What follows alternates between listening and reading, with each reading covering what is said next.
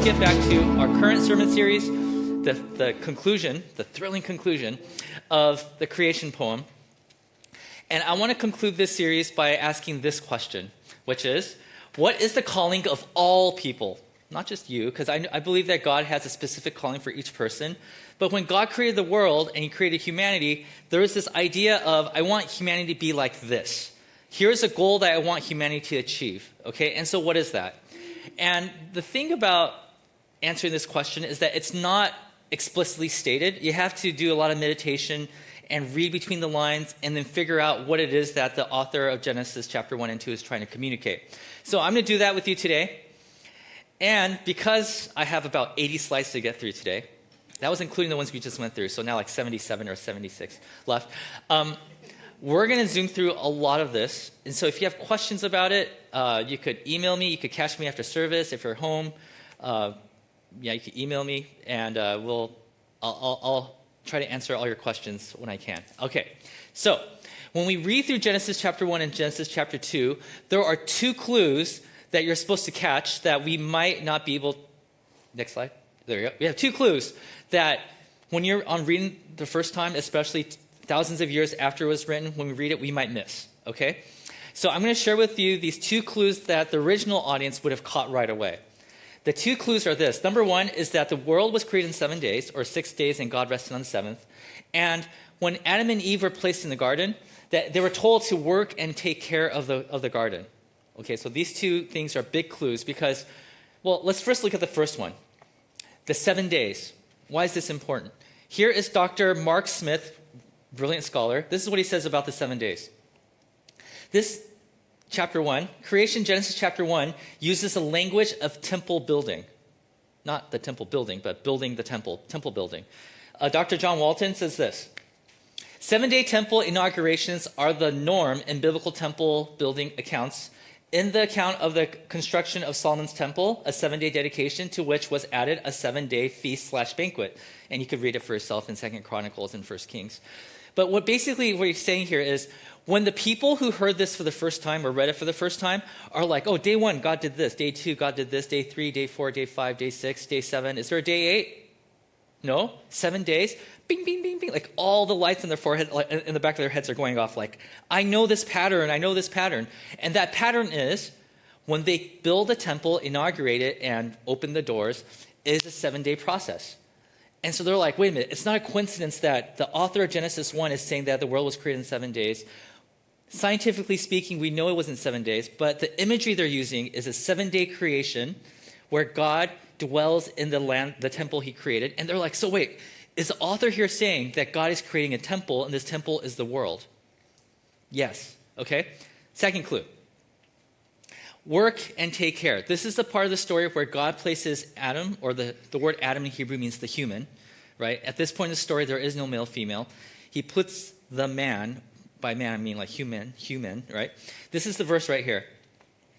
The Lord God took the man, the Adam, the human, and put him in the Garden of Eden to work it and take care of it. Now, remember, every sermon I'm going to introduce the Hebrew word. Well, 2 today. Here we go. This is what it looks like, the word work and take care. It's the word abad and the word shamar. I'm sorry, I'm going through this really fast, okay? If you like to take notes, write it really fast. Okay. And if you don't like taking notes, listen really fast. Here we go. The word work, just like in English words, certain words have multiple meanings. The word work, abad, also could mean, next slide, worship. It could also mean to serve. Abad, one word means those things, okay? And the word take care could also mean to care or to keep, and it could also mean to guard, okay? And in the Hebrew, if you look to the Hebrew scriptures in the original language, if you look at abad and shamar, when they're put together, they're always used in the context of what a priest does inside of a temple. Always. When the two are put together, it's always in a temple context. So Adam and Eve, their original role was to be God's priests. Yeah, I know. When you think about Adam and Eve, you're not thinking, oh yeah, priests. You're not thinking religious terms, right? But the people who read this for the first time, they were thinking, oh, Adam and Eve, they're the first priests. Here's a smart guy, Dr. Gordon J. Wenham. He says, to serve, abad, is a very common verb, and it is often used of cultivating the soil. It's like, yeah, the word abad does mean to work the ground. However, the word is commonly used in a religious sense of serving God and in priestly texts, especially in the tabernacle duties like a temple of the Levites. And here are some examples where the word abad is used in a more religious context, right? He continues. Similarly, the word shamar, which means to guard or to keep, has a simple profane sense of to guard. Let's go on. Still, it is even more commonly used in legal texts of observing religious commands and duties and the Levitical responsibility for guarding the tabernacle from intruders. So, yeah, let's keep going. It is striking that here and in the priestly law, these two terms are juxtaposed, are always put together. Another pointer to the interplay of tabernacle or the temple and Eden symbolism already noted in Genesis chapter 1. So what he's saying is, it's very simple. Okay, in case you never saw Genesis 1 and 2 in these terms, garden equals temple. Okay, and the second thing is Adam and Eve equals priests. I know, for some of you are like, I never saw it that way. That's how they saw it, okay? Now, you're asking probably this question, because this is the first question I asked when I came across this years ago, is priest, question mark? Like, what is a priest exactly? Right, maybe their definition of a priest is different from how we understand priests. Well, Adam and Eve are priests. So what is a priest? Here's the definition.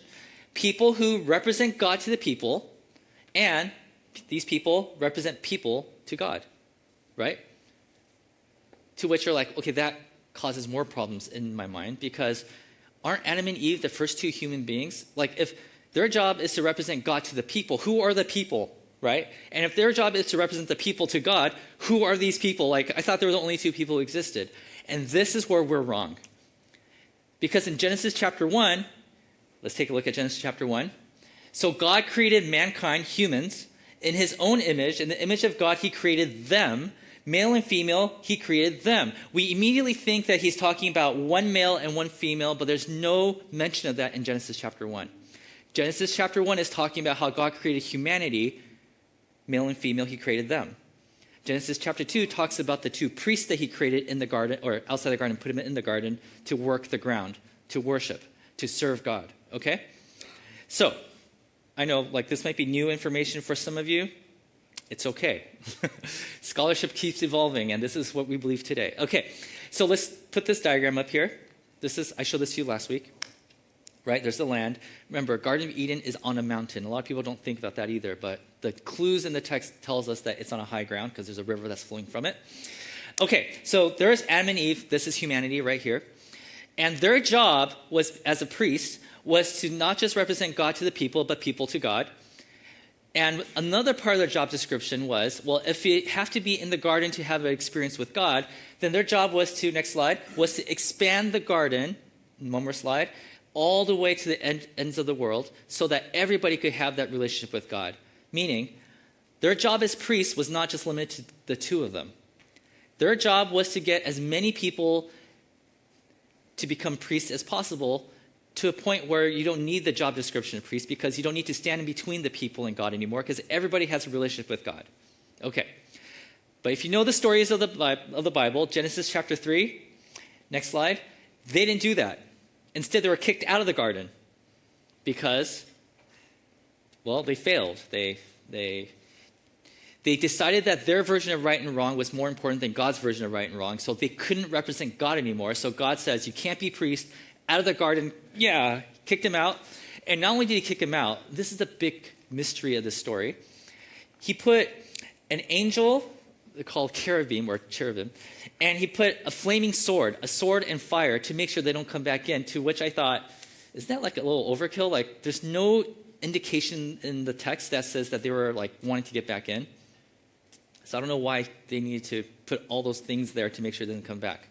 So what I want you to do at this point is put all that information in the back of your brain, because we're going to come back to it, okay? They're out of the garden. In the garden, there's a tree. And outside the garden, there's an angel, there's a sword, and there's fire. Okay, that's in the back of your mind. Okay. So far by the end of Genesis chapter 3, the point here is that humanity failed at representing God. Now, if you keep reading from Genesis chapter 3, we get to chapter 4, chapter 5, then you get to chapter 6, and there's a story about Noah. You guys probably know the story of Noah. Even if you haven't read the Bible, you probably heard the story of Noah. And so the whole world is being wicked, and so God's like, nope, let's flood the earth. He floods the earth. But Noah and his family, Noah, his wife, and his 3 boys and their wives, so 8 of them are on the ark with a bunch of animals. And here, let me show you the diagram for that. Okay. And then after about a year, so it rained for 40 days, they were on the boat for 40 days, and the water receded for 40 days. They couldn't get out of the boat right away, so they had to wait a few more days. After the water receded, next slide, they found out that they were actually on top of a mountain. This mountain is called Mount Ararat, for those of you who have read Genesis 6 through 9. Okay, this is how the story goes. After it was safe for them to come out of the boat, next slide, Adam and his family came out. Okay? And as they came out, you know the first thing Noah did? He built an altar. What's an altar? Well, that's where you sacrifice animals. Wait a minute, is that what a priest's supposed to do? Oh, yeah. And what do? You take a knife and you cut an animal, and then you take the slaughtered animal on the altar and you burn it up, and the smoke goes to the heavens, and God's like, I love barbecue, right? That's what happened. So, next slide. So, oh, by the way, going back to Genesis chapter 3, before God kicked them out of the garden, you know what God did? He clothed them with animal skin, which means there was a death of an animal. Put that in the back of your mind, too. Okay. So after this happens, in chapter 9, it says that Noah does something really interesting. Nobody asked him to do this, but he decided to do it on his own accord. He decided to plant a vineyard, which is like a garden. Next slide. Right? And then he ate some grapes. Oh, he made the grape into wine. He drank it because he had a long boat ride. And he ended up being naked. Wait a minute, so there's naked people? There's a fire, there's a sword, there's a vineyard or a garden. Oh, there's animals. What does that remind you of? Oh yeah, the garden, right? So this is a story of humanity's attempt at recreating the garden. They're like, we want back in the garden. How do I do this? After the whole world is wiped out, you're like, okay, we're starting humanity all over again. Let's plant a garden. This is our attempt at trying to get back in within the garden where God is. But we learn, if we keep reading, we find out that they fail miserably. How do they fail? Well, they failed at representing God again. We find out that one of the boys, they get cursed because they do the wrong thing. And, it's just like a really sad story when we were like, oh, we're this close, but no, it didn't work out. So you keep reading the Bible. Read, and then you eventually get to this character named Abraham, or Abram. He changes his name halfway through the story. And he wants a son because God promised him a lot of descendants. And he's like, I don't have one kid. So how am I supposed to? And so him and his wife, they were like, let's figure out a way to have a kid our own way. So the wife is like, you can sleep with my servant, my slave, and maybe you could have kids. And they had a kid. And God's like, no, that's not how no, what are you thinking, right? But eventually they get to a point where, miraculously, Abraham and his wife, Sarah, they have a child. His name is Isaac. And one day they're traveling, and they get to this mountain. This mountain is called Mount Moriah. And all of a sudden, Abraham hears a voice from God. And his son's like, oh no. Because basically what God commands Isaac to do is to sacrifice his only son. Like, oh, come on, right? Like, that doesn't seem right. Doesn't sound like you. But there's some really interesting details in this story. For example, as he's like, okay, son, let's go up to the top of the mountain, it says that he told his son Isaac, Abraham is like, Isaac, you carry some wood, and I will carry the sword and the fire. I don't know how you carry fire. Maybe like it was on a stick or something. But the author put this information in here because there's some story in the past that you're supposed to recall when you hear about this. By the way, the word for wood in the Hebrew, which is the word etz, E-T-S, etz, it's the same word for tree. Just saying, Okay, so anyways, the story goes on. So they travel to the top of the mountain, and he puts down the wood, and he lays his son on top of it, almost like an altar. Okay, he picks up the sword, and he's about to kill his son when he hears a voice from the heavens. An angel shows up and says, stop. Don't. That's not what God had in mind, right? As a matter of fact, I'm providing you an animal that you could slaughter in my place. So wait, there's a tree, there's a sword, there's fire, there's a spiritual being, there's a sacrifice. What is this a story about? Well, this is God's attempt at recruiting a new priest. But as you guys know the story of Abraham, or maybe you don't, but basically take my word for it, humanity failed at representing God again because he deceived a whole nation in Egypt, right? Saying that his wife is actually his sister. And he brought a curse upon the whole land, and a lot of people died. Like, you have blood on your hands, dude. Like, you can't be my representative. Okay, so let's keep reading. So we go to Genesis, and you're like, oh, nothing, there's no good priest candidate here. Let's go to the next book of Exodus. You're reading through it, and you're like, there's Moses. Is Moses the guy? Moses goes into Egypt. He rescues a bunch of slaves, his people out, and they're in the middle of the desert, and they make it to the desert, and Moses is like, we're out here. This is where I met God the first time. On top of that mountain is Mount Sinai. And God's like, I'm so glad you guys are out here. Come meet with me. And so God shows up in the form of a big cloud, and it says there's fire around it, and thunder peals with lightning. Okay. And everyone's like, yes, we want to meet God, but that spooks me out.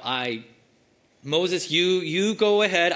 We will stay down here. You could be the in-between. So you're like, oh, he might be a priest. So Moses goes up the hill. Next slide. He makes it up here while everybody else stays down here. And while he's up there, God's like, oh, so it's just you. Okay, well, I have so much to show you. And he gives him two interesting revelations while he's at the top of Mount Sinai. First, he gives him like this blueprint on how to build a tent, like a temple. Why would God do that on the top of the mountain? Right? And the second thing is, I also want to show you how the ideal priest looks like. And the description is, next slide, is that it's this figure that's completely glowing white, and he's shining. It's like, oh, that's cool, like, right? So Moses is like, got it. I'm going to go down there and tell everybody what you just told me. So he goes down the hill. When he gets down here, he finds out that his brother Aaron is like, somehow he built this golden calf, and everybody around there is like worshiping this golden calf. And Moses is like, seriously? I was gone for just a few days, and this is what happens? And Moses gets so angry, he throws the 10 Commandments he just received and throws it in them, and like blows up. And people die, right? And we realize, Moses can't be the priest because he just lost it. He's lost his cool, and now everybody, and in Egypt he killed somebody. So he can't be the priest. So he looks around and he says, what about my brother Aaron? This guy. Next slide. And build the tent. And then he's like, let's dress you up in white. Next slide. There we go. Right? And not only that, the vision I saw, like he was shining. So let's put some jewels on your chest plate, your breastplate. And not only that, because a priest's job is to represent the people to God, that's part of the job description, let's have 12 jewels on your breastplate, each one representing each of the tribes, so that when you come to God, they'll be like, hey, you are representing all 12 of your tribes, right? So, but what happens in this story? Because Aaron was already morally bankrupt at this point because he, worshipped the golden calf and all that stuff, there's a big X on him. Like, when you read the story of Aaron being the priest, you realize he doesn't even have a chance. So you're wondering, well, maybe his sons will be the priest that God revealed to Moses. Nope, his two sons, totally disrespectful. Well, what about if we go down the lineage of Aaron? Maybe we'll come, like, when you get to 1 Samuel, there's this priest by the name of Eli. But he can't represent God because in that story where we find Eli, he can't hear the voice of God. Like this guy named Samuel, he's like a little kid. He's hearing the voice of God. He's like, hey, priest Eli, I just heard from God. And then Eli's like, you did? What did he say? Like he has no clue what God is up to.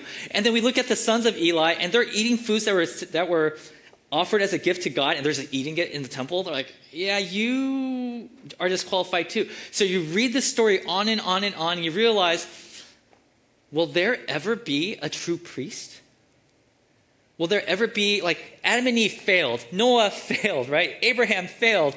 You're like, Moses failed, Aaron failed. You keep reading, like, King David failed. Everybody, all these candidates, they keep failing and failing and failing. David got really close, actually, but then the Bathsheba thing happened. So you fail, right?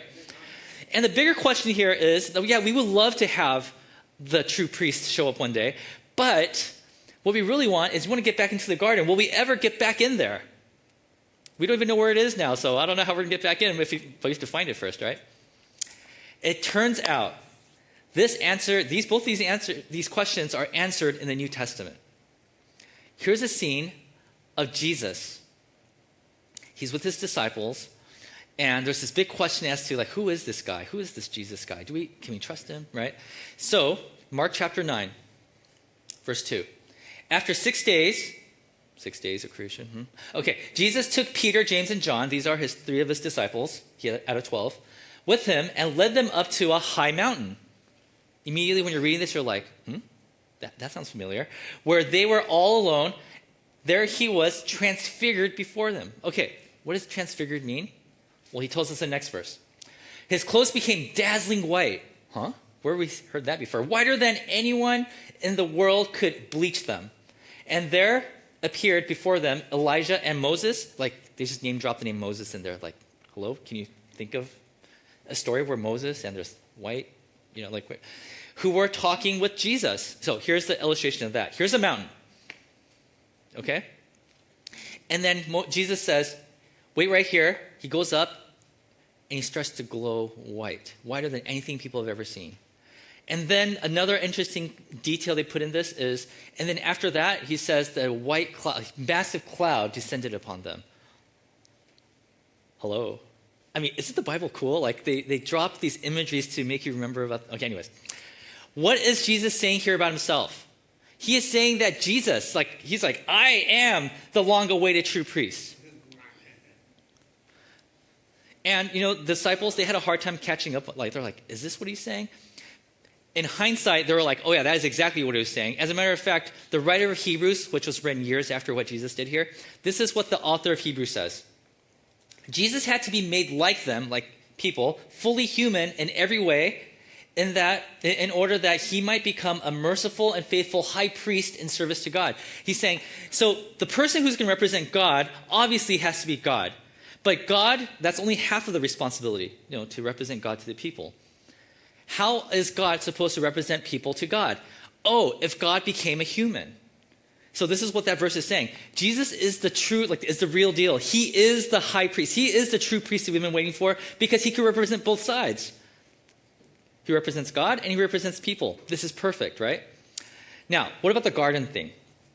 Well, there's another story in the Gospels, in the biographies of Jesus, where there's a mountain. Which one is that? Well, there's two thieves that's hanging on a cross, and Jesus is now being sentenced to die. So Jesus takes the cross, and he goes up to the top of the mountain where he hangs. And this is how Luke describes what happened. The criminal said to Jesus, Jesus, remember me when you come into your kingdom. It's like, we're about to die. Jesus, I think I know who you are. So please remember me. Jesus' response is so cool. This is what he says.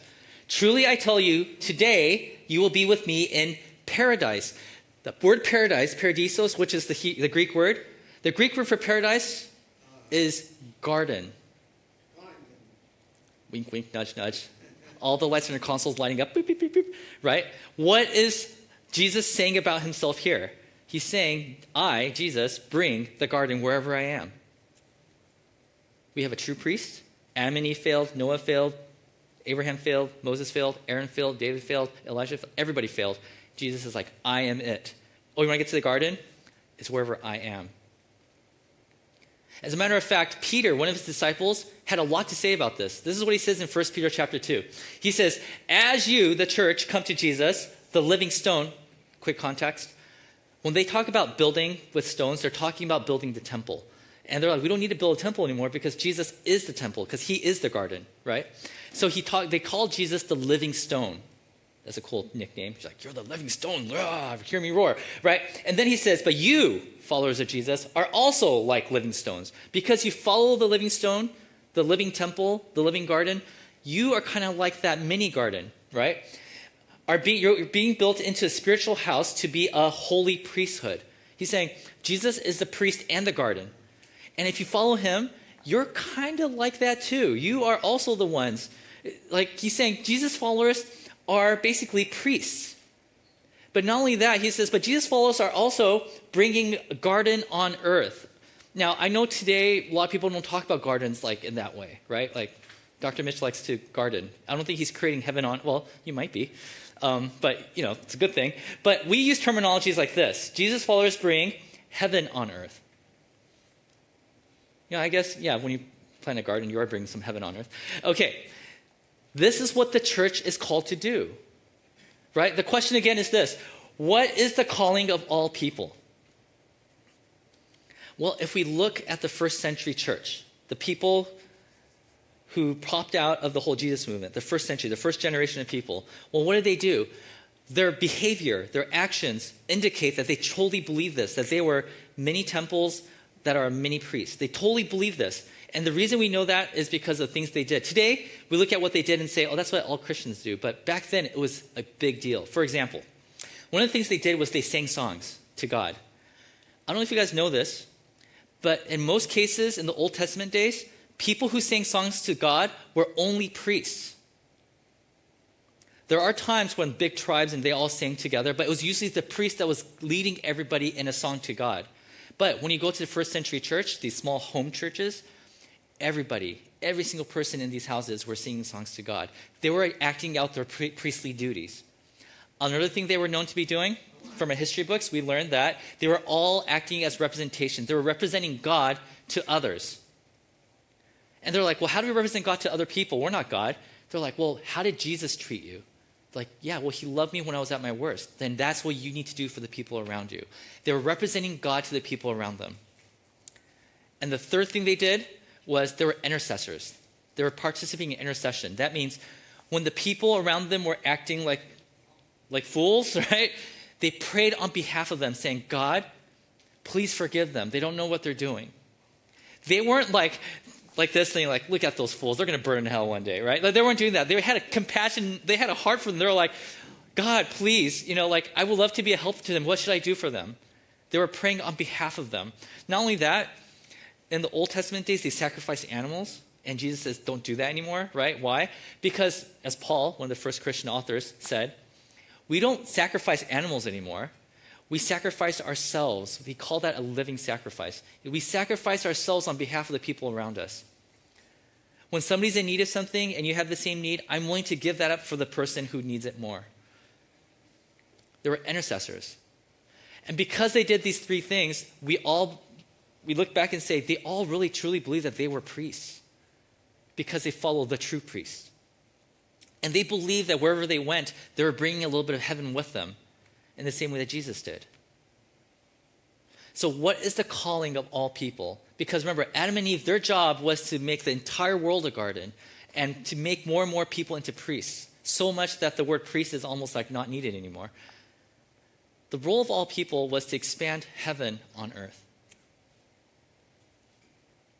This is the calling of all people, to love on one another, to sacrifice for each other, to care for one another, to pray for each other, to make the world a better place, to not be selfish and put others before you so that they have a better chance at whatever God has called them to do, and then they would do the same for you, to treat other people in the same way that Christ has treated us. That was the vision that we find in Genesis chapter 1 and 2, and it was lost. And then with Jesus, we see this glimmer of hope that it might happen again. Amen? Yeah, it's pretty cool, right? So what we're going to do right now is we're going to close in a time of worship. So we're going to do what priests did in the first century. So I'm going to invite the worship team up. And we're going to sing one song about how great God is. That the glory he brought in this earth, right, we get to shine back into the world. So let's pray.